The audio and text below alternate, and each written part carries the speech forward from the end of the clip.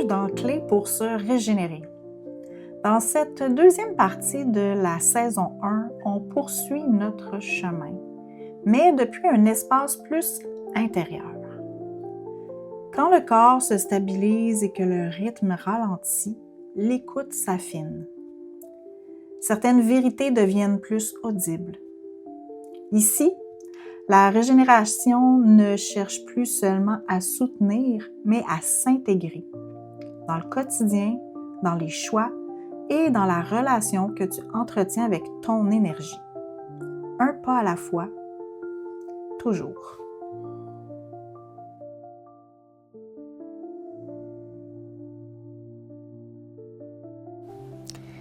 Et si la nature avait exactement ce qu'il te faut pour traverser les périodes intenses sans t'effondrer?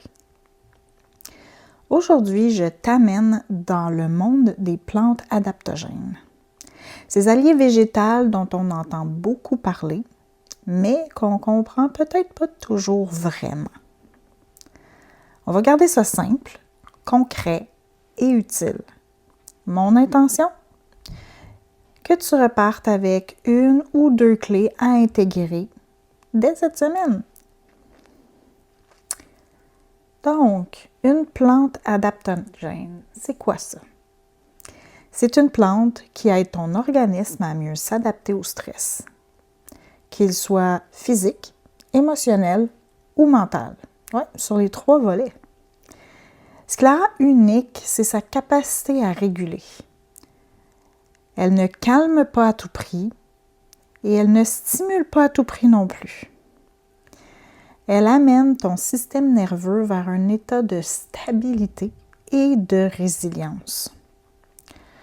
Pense à elle comme un régulateur de volume intérieur.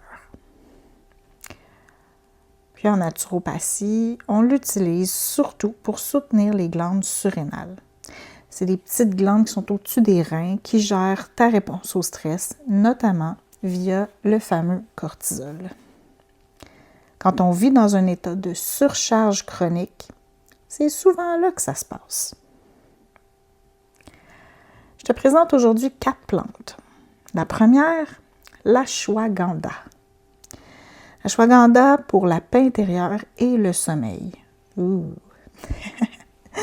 Donc, elle est une des plantes les plus utilisées en médecine ayurvédique depuis 3000 ans. On l'appelle parfois ginseng indien. Son nom veut littéralement dire « odeur du cheval », qui est en référence à la vitalité qu'elle procure. Ce qu'elle peut faire pour toi, elle va aider à réduire le cortisol quand il est chroniquement élevé. Le mot chronique est vraiment important ici. Elle va favoriser un sommeil plus profond, surtout quand le stress t'empêche de décrocher le soir. Puis elle va t'aider à apaiser l'anxiété de fond. Pas les crises ponctuelles, mais cette nervosité de fond qui s'installe, comme un petit buzz constant, là. Comment l'utiliser? En poudre, dans un lait végétal chaud le soir ou en capsule. Elle se prend de préférence en soirée parce que justement, elle va favoriser le relâchement. À savoir qu'il est déconseillé lors de grossesse ou d'allaitement. Si tu prends des médicaments pour la thyroïde aussi ou des sédatifs, consulte d'abord un professionnel de la santé. La deuxième plante est le basilic sacré, le tulsi. C'est pour la clarté et la sérénité. Le tulsi est sacré dans la tradition hindoue depuis des millénaires. En Inde, on le retrouve dans les cours des maisons comme gardien du foyer. C'est une plante de dévotion, de pureté et d'une douceur remarquable. Ce qu'elle fait pour toi, elle régule le cortisol et apaise le stress émotionnel. Elle soutient la clarté mentale et la concentration sans stimuler. Puis elle va aider à harmoniser ton système nerveux autonome. Très bénéfique en cas de stress chronique. Comment l'utiliser? en tisane. C'est la forme la plus belle et la plus facile pour faire sortir les bonnes molécules qu'elle doit nous partager. 1 à 2 cuillères à thé de feuilles séchées, infusées 5 à 10 minutes, le matin ou en milieu de journée. C'est aussi une plante magnifique à cultiver chez soi. Son arôme seul est apaisant. À savoir, c'est généralement très bien toléré, mais à éviter en grande quantité pendant la grossesse. Puis si tu prends des anticoagulants, consulte avant, s'il te plaît. La troisième plante que je te présente aujourd'hui est l'éleutérocoque. Éleutérocoque. Ça va être pour l'endurance et la résistance. Cette plante-là est originaire de Sibérie. L'éleutérocoque a été étudié intensivement dans les années 50 et 60, 1950 et 60, pour améliorer les performances des athlètes soviétiques et les cosmonautes de l'époque. C'est d'ailleurs lui qui a inspiré la définition moderne des adaptogènes. On le connaît aussi comme ginseng sibérien. Ce qu'il fait pour toi, il va renforcer la résistance au stress physique et mental. Il va améliorer l'endurance et réduire la fatigue profonde. Puis il va t'aider à soutenir ton système immunitaire en période d'épuisement. Comment l'utiliser? En teinture mère ou extrait liquide, le matin et en début d'après-midi. Pas le soir. Il peut être légèrement activant, donc si on veut bien dormir, on l'évite à tout prix le soir. Puis, on recommande des cures de 6 à 8 semaines avec une pause. À savoir, il est déconseillé en cas d'hypertension non contrôlée, de grossesse ou d'allaitement. Ça peut interagir avec certains médicaments anticoagulants ou hypoglycémiants. Encore une fois, un spécialiste de la santé va pouvoir t'aider à ce niveau-là. La quatrième, et non la moindre, c'est le rhodiola, pour la résilience mentale et l'état émotionnel. La rhodiola pousse dans les régions froides et montagneuses de l'Europe du Nord et d'Asie centrale. Les Vikings l'utilisaient pour leur endurance. Elle est profondément associée à la résistance. Pas la résistance rigide, mais la souplesse qui permet de ne pas se briser. Donc, ce qu'elle fait pour toi, cette plante-là, elle va améliorer la résistance au stress psychologique, la pression, l'anxiété de performance, les périodes intenses. Elle va soutenir ton humeur et va réduire la fatigue mentale liée à la surcharge cognitive. Puis, elle va aider à améliorer la concentration et la clarté d'esprit. Comment l'utiliser? En extrait standardisé. Oui, un extrait standardisé, une petite parenthèse ici, c'est une méthode pour s'assurer qu'à l'intérieur de chaque capsule, on va aller chercher certaines molécules bien précises avec un certain pourcentage de ces molécules-là. Donc, quand on prend un extrait standardisé, on sait absolument que telle molécule, on l'a à tel dosage à chaque fois. Ce qui permet d'avoir un produit qui est beaucoup plus stable et qui répond mieux et avec lesquels on peut s'attendre à certains résultats.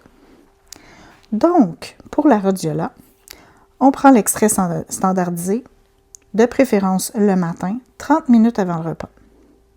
Les effets vont se ressentir souvent de 1 à 2 semaines. Donc, on prévoit des cures de 4 à 6 semaines, puis une pause. À savoir, comme je vous l'ai mentionné, de le prendre le matin avant le repas. Il est à éviter en soirée parce qu'il est légèrement activant. Donc, en cas de trouble bipolaire, c'est à éviter aussi et pendant la grossesse. Donc, évidemment, je vais te demander de consulter au besoin. Puis, lorsque tu prends des antidépresseurs, c'est encore plus important de consulter avec cette plante-là pour t'assurer que tu n'auras pas de soucis. Mais là, c'est bien beau tout ça. Là, je vous ai présenté les 4 plantes, mais comment choisir puis comment intégrer ça dans sa routine au quotidien? Plutôt que de tout prendre en même temps, commence par une seule plante. Je l'ai peut-être dit dans les 2 derniers épisodes et je le répète probablement très souvent. Moi, je suis plus du genre à intégrer une chose à la fois pour savoir est-ce que ça me fait du bien ou pas. Donc, la même chose ici avec les adaptogènes. Puis, tu choisis celle qui te rejoint le plus dans ce que tu vis en ce moment. Par exemple, tu dors mal et ton anxiété est de fond. C'est le petit buzz dont je parlais tout à l'heure. L'ashwagandha, le soir. Ou tu cherches de la douceur, de la clarté, de l'ancrage.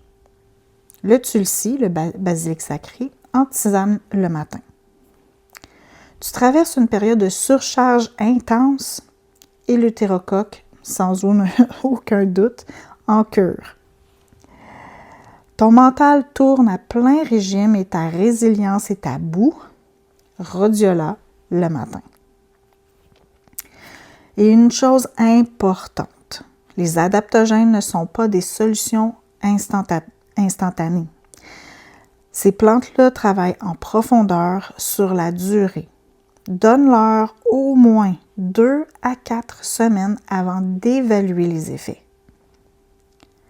Choisis aussi des sources de qualité, biologiques, certifiées.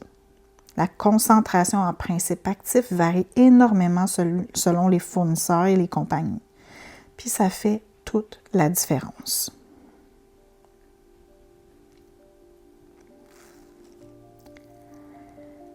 Puis, je vais t'inviter à transformer ta prise d'adaptogène en un vrai moment de régénération. Parce que ce qui nourrit, c'est autant la plante que le geste posé. Voici ce que je te propose. Choisis un moment calme, le matin ou le soir, selon ta plante. Prépare ta tisane ou ta boisson avec intention. Sens l'arôme, observe la couleur, ralentis. Avant de boire, pose une intention simple pour toi. Comme par exemple, je reçois ce soutien, je m'ouvre à la régénération. Bois lentement en respirant entre chaque gorgée. Fais de ces quelques minutes un espace de silence, de reconnexion à toi. Et puis observe, avec curiosité, comment tu te sens après quelques jours, puis après quelques semaines.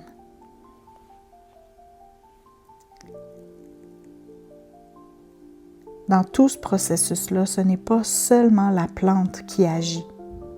C'est toi aussi qui prends le temps de prendre du temps pour prendre soin de toi. Et ça, c'est déjà une forme de régénération.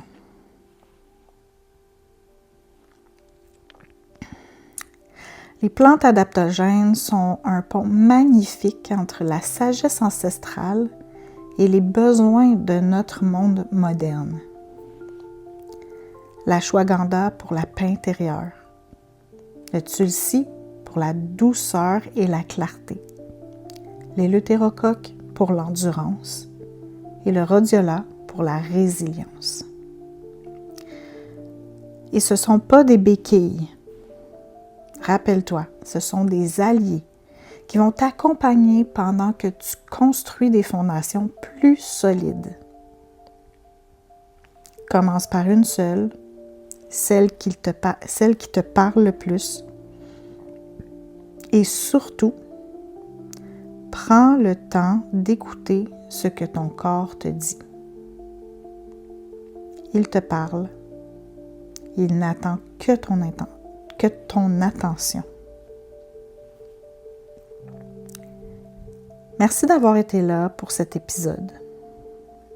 Si ces clés t'ont été utiles, je t'invite à les partager à quelqu'un qui en a besoin. Et tu peux me retrouver sur vickydaou.com pour aller plus loin dans ton chemin de régénération. À très bientôt pour le dernier épisode de la saison 1. D'ici là, prends soin de toi avec douceur.